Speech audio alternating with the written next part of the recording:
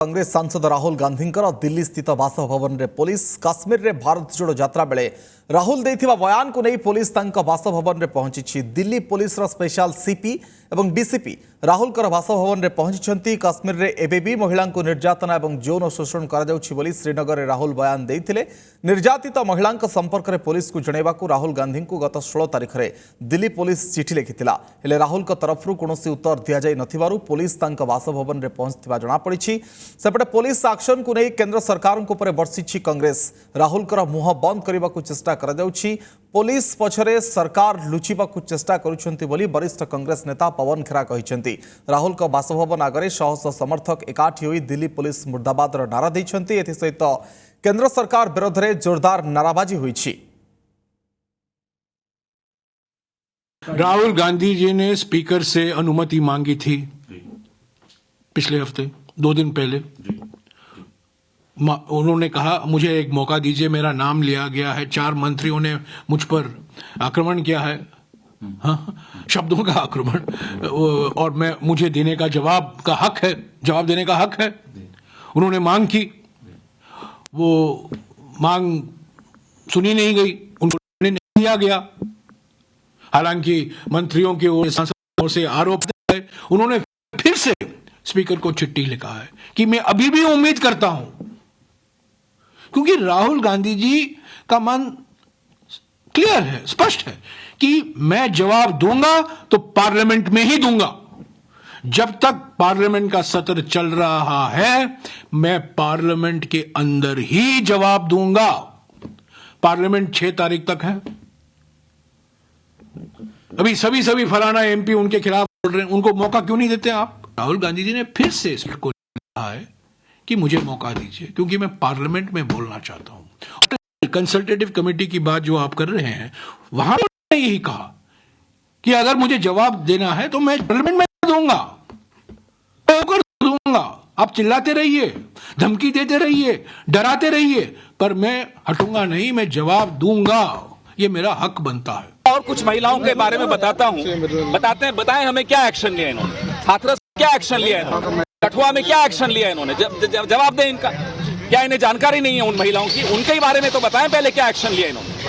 सरेआम यहाँ महिलाओं के साथ जो होता है उसमें तो कोई एक्शन लेते नहीं है। उस वक्त तो ये झंडा बरदार बन जाते हैं बलात्कारियों के। हमने देखा कठुआ में क्या किया था। आज यहाँ बड़े नियम हमें बताए जा रहे हैं। सर कौन है झंडा बरदार बलात्कारी? आपने नहीं देखा था कठुआ में कौन थे जो जुलूस निकाल रहे थे बलात्कारियों के पक्ष में? तो तब तो इन्हें मालूम था ना कौन बलात्कारी है, किसके साथ बुरा है। आप घर में बैठे हैं और घर में आके किसी ने खुलासा किया कि ए को रेप भी नहीं किया है और इस तारीख को हुआ, और आप उसका संज्ञान लेते हैं और चुप बैठ जाते हैं। एक यात्रा में आरोपित, सच्चाई क्या है अभी तो सिर्फ एक क्वेश्चनर आया है, लेकिन पुलिस का ये कहना है कि जिसने आके आपको क्या पूछा, क्या बल रहा है, कौन है, ये यात्रा के संदर्भ में तो कभी कोई कानून, कोई भी नहीं कोई कानून कह सकता कि कोई यात्रा कर रहा है व्यक्ति तो वो कोई गलत काम या गैर कानूनी काम कर रहा है, अगर वो यात्रा तुरंत रोक कर सबसे निकटतम पुलिस स्टेशन में जाके दर्ज नहीं करवाए एफआईआर। ये कभी सुना है आपने? ये तो आपका कॉमन सेंस ही बताता है आपको।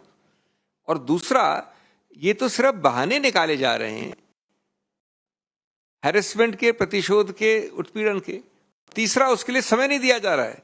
ये दूसरे बार 3 दिन में आना, जैसा उन्होंने कहा कैमराज और कमिश्नर और ये और वो, ये सब सिर्फ एक माहौल बनाने के लिए, हैरेसमेंट, धमकी, भय इत्यादि। तो संदर्भ देखना जरूरी है, कानूनी सिर्फ नहीं होता, संदर्भ में होता है वो।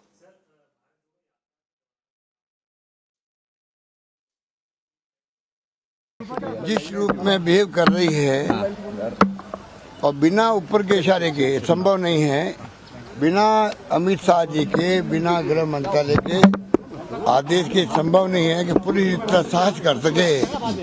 एक राष्ट्रीय नेता के घर पे चली जाए पुलिस बिना कोई कारण के। देश के इंटरेस्ट के अंदर कोई बात बता रहा, भाई ऐसे ऐसे माहौल बना था, ये मुझे फीडबैक मिला, उसके बावजूद भी केस दर्ज किया, कोई बात नहीं, अधिकार है पुलिस का। आज जो घटना हुई है ये घटना मामूली नहीं है। इनकी हिम्मत कैसे हो गई? राष्ट्रीय अध्यक्ष साहब हमारा राष्ट्रीय नेता है, उसके यहाँ पर पुलिस बिना कोई कारण के वो नोटिस का जवाब देने तैयार है, उसके बावजूद भी आप उनके घर में घुस जाओ ये पूरा देश देख रहा है। पुलिस का कहना था नोटिस इनको माफ These are all the diversity tactics on Adani issue. The day one Rahul Gandhi raised the issue of Adani with evidence revealing the connection between Modi and Adani, that day they started again to harass Rahul Gandhi, to try to scare Rahul Gandhi, but they don't know. Rahul Gandhi is not a person to scared by BJP or Narendra Modi ji. Police अपनी कार्रवाई कानून के हिसाब से कर रही है। जो भारत जोड़ो यात्रा थी उसका एक हिस्सा दिल्ली में भी था और उस यात्रा के दौरान दिल्ली पुलिस के ऑफिसर भी मौजूद थे। मैं खुद उस यात्रा के दौरान मौजूद था। तो हमने ये जानकारी जुटाने की कोशिश की थी जैसे ही इनका बयान आया था, तो कि हम अपने जो लोकल ऑफिसर्स हैं उनके माध्यम से कि उनकी संज्ञान में कोई बात आई हो, कहीं पे किसी महिला ने राहुल गांधी जी से बात की हो इस विषय में, ताकि हमें पता लग सके और हम कानूनी कार्रवाई शुरू करें। हमारी जो लोकल छानबीन थी उसमें हमें कोई इस तरह की जानकारी नहीं मिली। इसके पश्चात हमने ये विचार किया कि राहुल गांधी सांसद महोदय से ही इस विषय में जानकारी ली जाए। कुछ समय पहले हमने पता किया था तो ये विदेश यात्रा पर थे। जैसे ही विदेश यात्रा से लौटे हैं दिल्ली पुलिस ने उनसे संपर्क किया है और अभी भी आज तीसरी बार पुलिस उनके रेजिडेंस पर गई थी उसी जानकारी को जुटाने के लिए, लेकिन अभी तक हमें कोई जानकारी सांसद महोदय ने नहीं दी है।